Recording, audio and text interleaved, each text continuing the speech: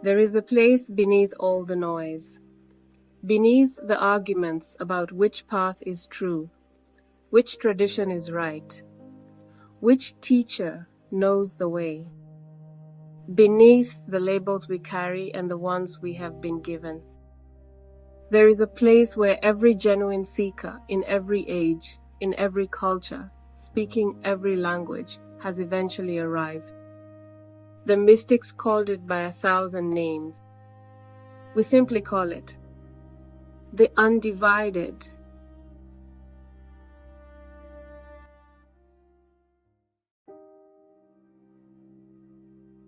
Have you ever had your life fall apart in a way you didn't choose and couldn't stop?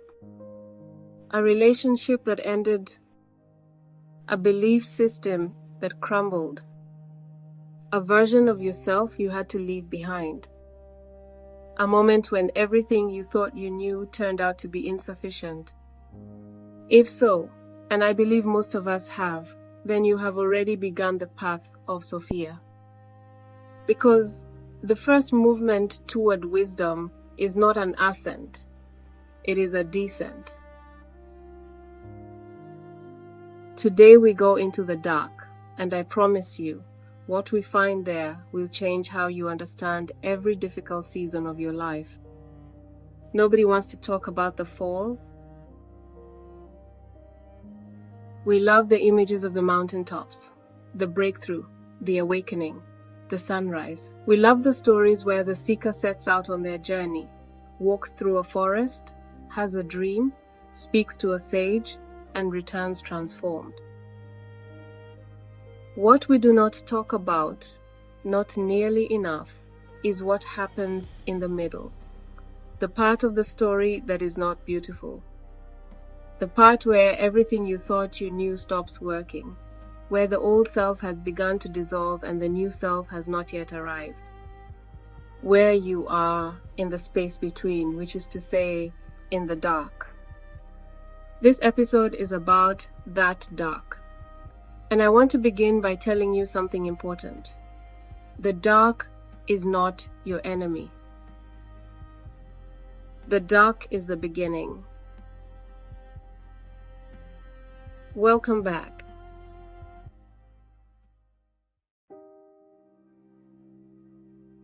We met Sophia last episode, the divine wisdom figure who appears across traditions as the feminine face of the sacred intelligence underlying all things. And we touched on her myth, the Gnostic account of her fall from the Pleroma, the realm of divine light, into exile in the material world. In the oldest Gnostic texts, some of the most psychologically sophisticated spiritual writings ever discovered, Sophia's story begins in a realm of pure light called the Pleroma, the divine fullness. Imagine a state of pure being, pure love, pure knowing, pure radiance. In this realm, all the divine emanations exist in perfect harmony. Sophia is one of these. She is wisdom itself. And she burns with a particular quality of divine longing, the desire to know, to create, to understand. And in a moment described variously as an act of love, of reaching, or of sorrow, she moves beyond her proper place in that divine order. And she falls. Now I want to dwell in that story a little longer, because it contains everything. She fell because she longed. She was seized by a desire to know the source, the primal, unmovable ground of all being, and that desire carried her beyond what she was prepared for. She reached too far, too fast, too alone. And then she fell, and in her falling, the material world is born. The Gnostics are saying something radical. Matter itself, with all its weight and density and difficulty, is the crystallization of Sophia's longing. And Sophia herself is now dispersed through the world she inadvertently created her divine spark scattered in every living being, waiting to be recognized. Now here is what is extraordinary about this myth. The tradition does not condemn her for this. There is no punishment. There is no shame. There is only the recognition that longing, genuine, deep, spiritual longing, carries a cost. That the desire to know more deeply than you currently can will always involve a kind of breaking open. This myth is not primitive. It is one of the most psychologically sophisticated frameworks ever devised for understanding suffering, because it says the material world, with all its complexity and pain and beauty, is not a mistake or a punishment. It is what happens when divine wisdom reaches beyond itself, and in doing so, becomes the very ground in which wisdom must be redeemed. The fall is not the opposite of wisdom. It is wisdom's necessary beginning.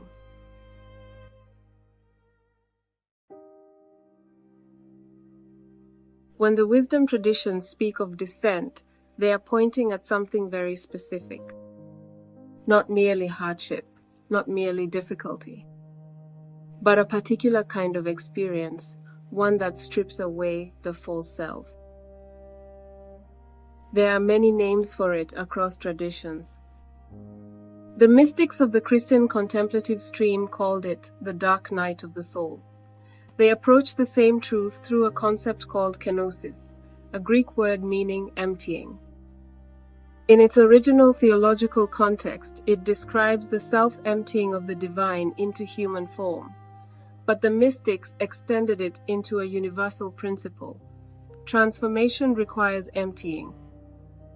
The cup must be empty before it can be filled with something new. The desert contemplatives of the 3rd and 4th centuries, men and women who left the cities and went into radical solitude, built an entire spiritual technology around this insight. They were not escaping the world. They were creating the conditions in which the ego's grip on its own constructions could finally release. When there is nothing left to cling to, the only thing that remains is what is eternally real. The Sufi poets called it the tavern of ruin, or fana, the place where everything you were drunk on is taken from you, the annihilation of the false self as the doorway to genuine existence. The Jungian psychologists call it the ego's encounter with the shadow. The Buddhists speak of the dissolution of the constructed self. The shamanic traditions across indigenous cultures describe the initiatory death, the dismemberment of the old identity, as the necessary precursor to becoming a healer, and they often mark it through formal rites of initiation, deliberate periods of isolation, ordeal, and transformation. The pattern is universal. Something must fall before something real can rise.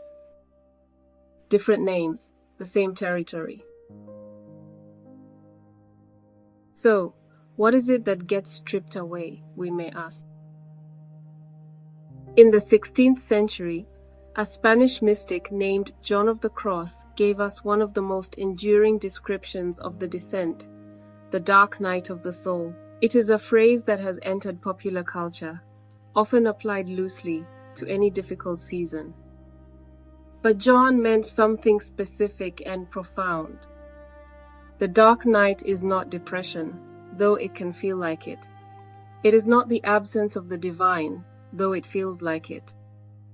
The dark night, as John describes it, is the withdrawal of all familiar consolations, all the felt sense of progress, all the psychological comfort that makes the spiritual journey feel manageable. Every prop is removed, every certainty dissolves. This is Sophia's logic. She does not come to those who have it all figured out. She comes to those who have been emptied. Usually, the descent targets the things we have built our identity on, our certainties, our carefully constructed self-image, our sense of control, our relationship with a person, a community, a belief system that held us together. Sometimes the descent is triggered by a loss of a relationship, a career, a parent, a child, a belief you held since childhood. Sometimes it is more internal, a slow, creeping sense that the life you are living no longer fits, that you have been performing a version of yourself that was never really true, that something has been asking to be different for a very long time, and you have been too afraid to listen. And sometimes the descent comes without warning, without reason. A darkness settles, a flatness, a sense that meaning has drained out of things that once felt vital. All of these are the beginning of the descent. Now let's take a moment and let this sink in. Notice what is arising in you as you hear this. Your own memories, your own experience of falling.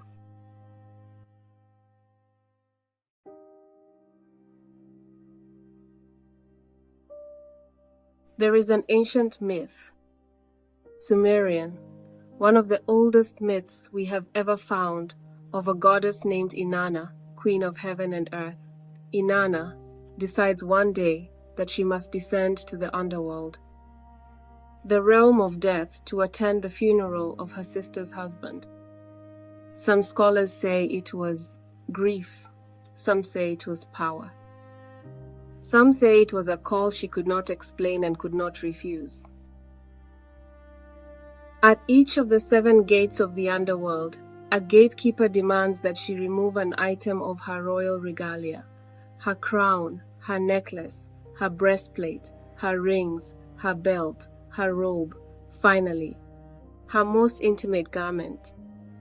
She arrives in the underworld naked, stripped of everything that marked her as queen, stripped of everything that said, I am powerful, I am beautiful, I am significant. And her sister, the queen of the underworld, the dark mirror of herself, strikes her dead. She is hung on a hook, like a piece of meat. 3 days pass. And then she is rescued, restored, and she rises. But she rises different. She has been to the place of death and returned. She knows something now that she could not have known otherwise. She is not the same queen who descended. This is the archetypal pattern of the descent. The stripping, the death, the transformation, the return. Not return to the same place, but return to the world, now capable of something that was not possible before.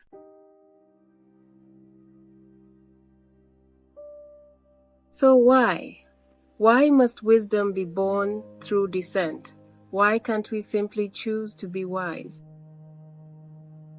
Joan of Cross's answer is one of the most counterintuitive teachings in all of mysticism, because we have been loving our experience of the divine more than the divine itself.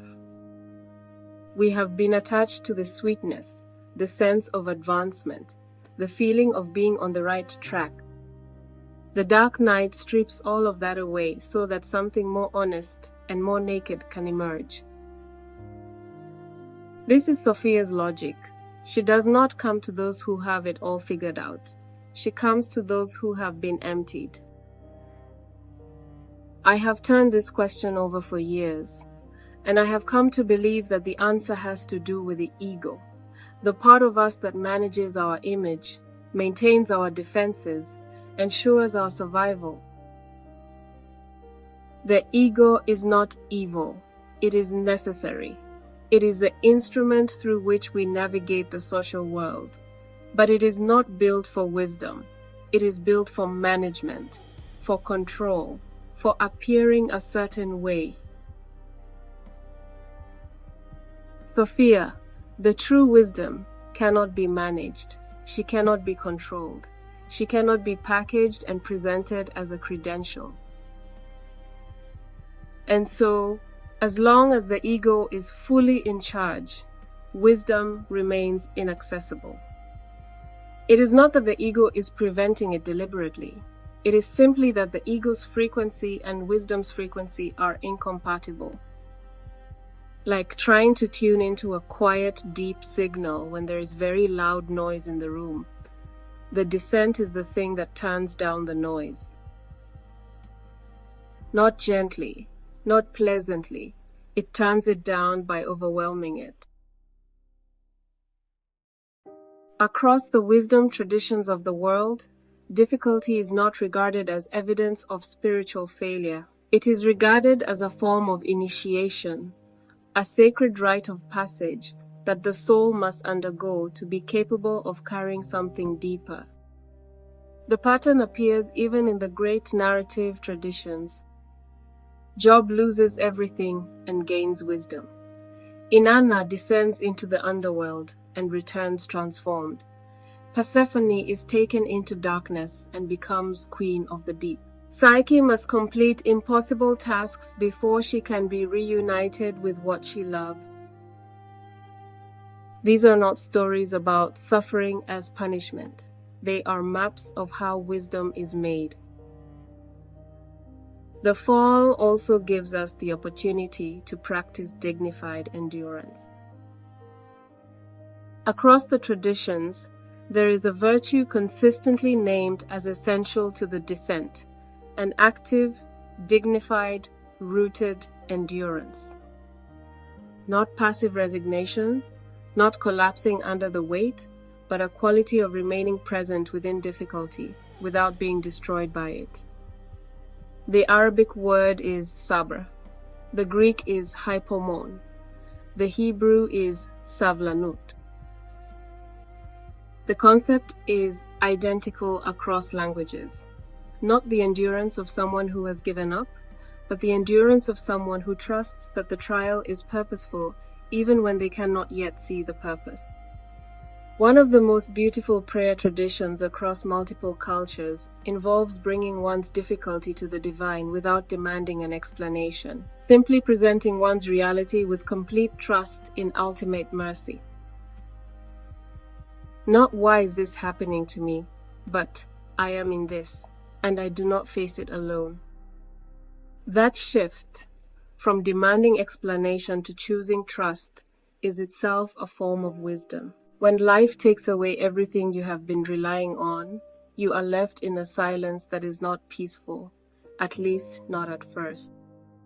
But it is in that silence that Sophia can finally be heard.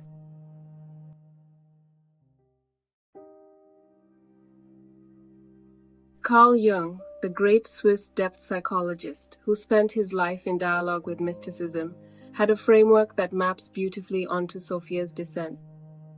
He called it individuation, the lifelong journey toward wholeness. Jung was clear: individuation requires descent.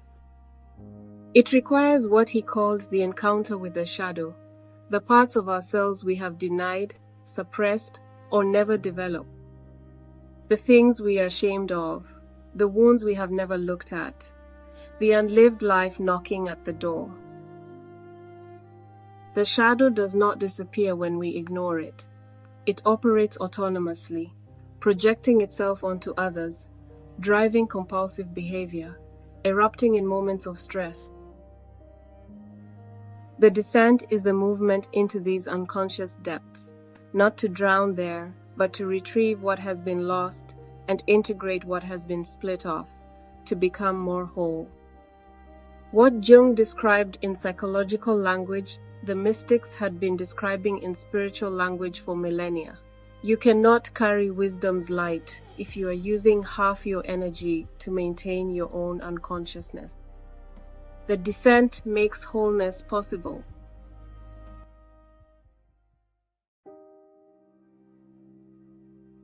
I want to be very careful here, because I suspect you came to this video for a reason, and that reason may have something to do with a place in your life where things have fallen, or are falling, or feel uncertain.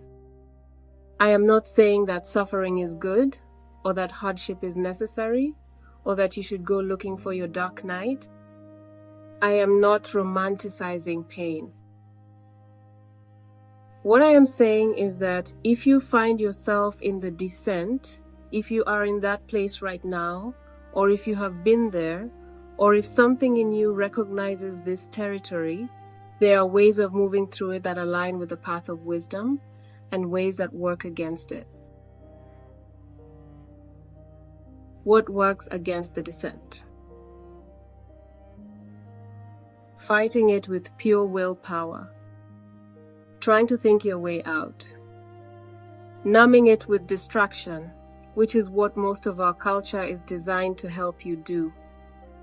Collapsing into victimhood. Trying to rush back to the way things were. None of these are inherently wrong. They are human. But they tend to prolong the descent because they are all attempts to escape what the descent is trying to give you. So, what works with the descent? Allowing, not passive resignation, but a conscious choice to stop fighting the reality of where you are. Stop calling it a mistake. The impulse to evaluate our falls as failures of character or judgment is almost universal and almost always unhelpful. Hold open the possibility that what is happening is purposeful, even if the purpose is not yet visible. Numbing, saying clearly to yourself or someone you trust, I am in a hard season. Something is falling away. I do not yet know what is coming. Practice presence within it. The temptation in difficult seasons is to escape through distraction, through frantic activity, through numbing. The invitation of Sophia is the opposite, to be fully present in the difficulty, to feel it, to let it speak. Not to wallow, but to listen. Witnessing, finding the part of you that can observe what is happening without being destroyed by it. This is the thread that leads you through the labyrinth. Resting. The descent is exhausting. Rest is not laziness here. It is intelligence. Seeking accompaniment. Every tradition that knows about the descent also has a tradition of guides, elders, companions for the journey. You are not meant to do this alone. Find community. The descent is not meant to be undergone alone. Every tradition places the suffering soul in relationship with a teacher, a community, a therapist, a trusted friend. Isolation amplifies the darkness. Genuine presence diffuses it. Lastly, trust the timing. You cannot rush through the dark night. What you can do is remain faithful to the practice, stillness, honest self-examination, the reaching towards something wiser than your ordinary self, and trust that the dawn is coming. Breathe. If anything in this section is touching something real in you, let it. You do not have to do anything with it. Just let it be felt.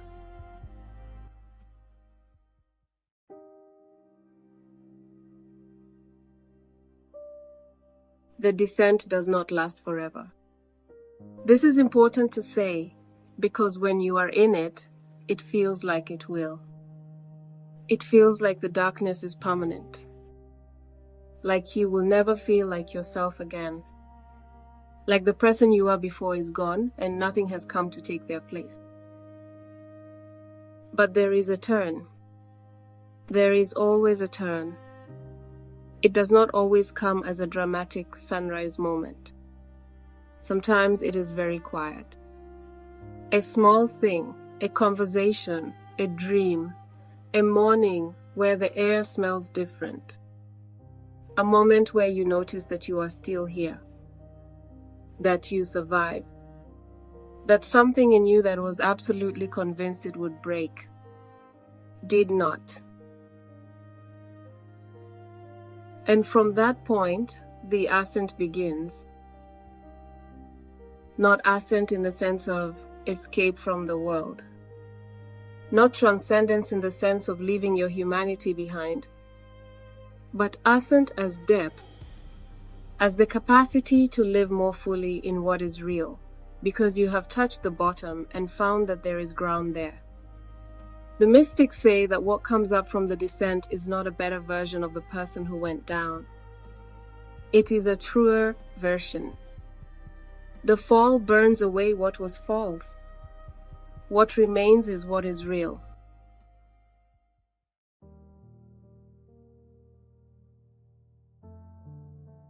The great mystic teachers across every tradition have said some version of this. The soul who has never suffered does not know the depth of their own being. Difficulty is the tuning of the instrument of the soul. You are being tuned. Every descent you have undergone, every darkness you have sat with, everything you have lost, these are not evidence that you have been abandoned by wisdom. They are evidence that wisdom is at work in you. I want to close with what the descent gives you, if you do not run from it. It gives you compassion. When you have been stripped and broken, you cannot look at another broken person without recognizing yourself in them. The descent is the great equalizer. It destroys the illusion that you are somehow above suffering. It gives you authenticity. When the performance has been stripped away, what remains is more real, more honest. The false brightness goes, but so does the false darkness. What emerges is something truer, something that can be present with reality rather than managing it. It gives you receptivity. The hardened heart cannot receive wisdom, but a heart that has been broken open, that is a different story. Something can enter there that could not enter before. And perhaps most unexpectedly, it gives you gratitude.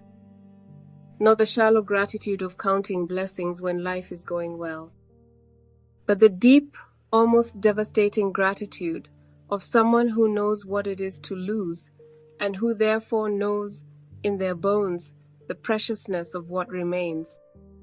Sophia fell, and in her falling, a world was born. You have fallen too, or you will, or you are.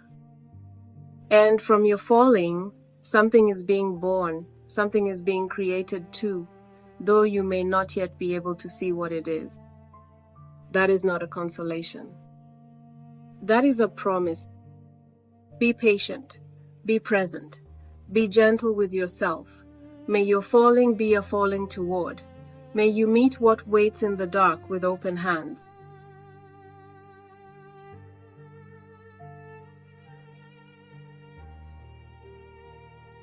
And that is where we rest today. Not as a conclusion, wisdom does not really conclude, but at a threshold, a place to pause before the next step of the journey.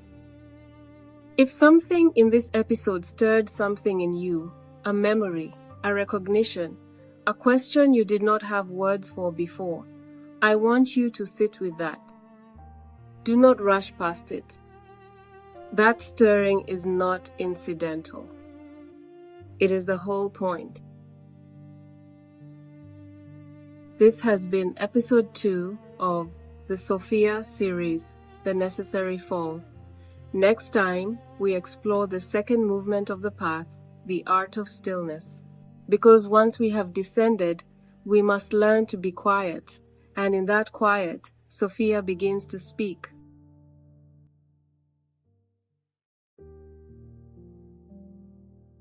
If the Undivided is finding you at the right moment, if this feels like the channel you have been quietly looking for, then come with us. Subscribe so you never miss an episode. Each one goes deeper than the last. Leave a comment below. Tell us what landed for you, what you are sitting with, what you are questioning.